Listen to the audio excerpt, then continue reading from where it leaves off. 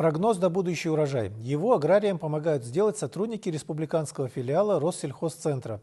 Пробы, взятые из посевов озимых зерновых культур, будут тщательно исследованы в лаборатории. По результатам анализов будет строиться дальнейшая работа. Такой подход позволяет своевременно делать корректировки агротехнических карт, включая внесение удобрений, профилактику болезней растений и определение наличия вредителей.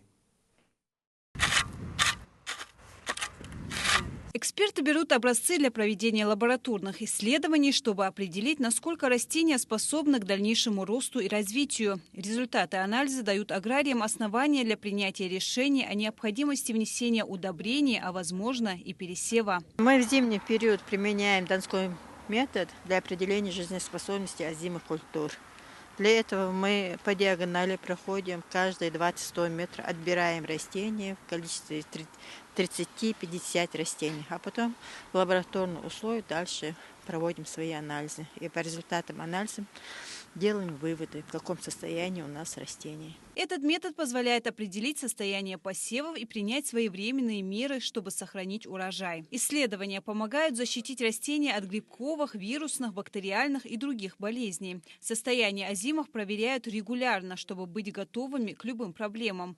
Первоочередное внимание – пшенице и ячменю. На сегодняшний день у нас приоритет – это озимые колосовые, это озимая пшеница и озимый ячмень. Вот на данных культурах мы и применяем метод и смотрим, и определяем жизнеспособность. Данный метод, донской метод, мы применяем в зимний период. Также существует очень много различных методов, но это самый такой облегченный и доступный. Уже в лаборатории, после того, как промерзшая земля оттает, растения отбирают, промывают корни и обрезают. Обрезаем.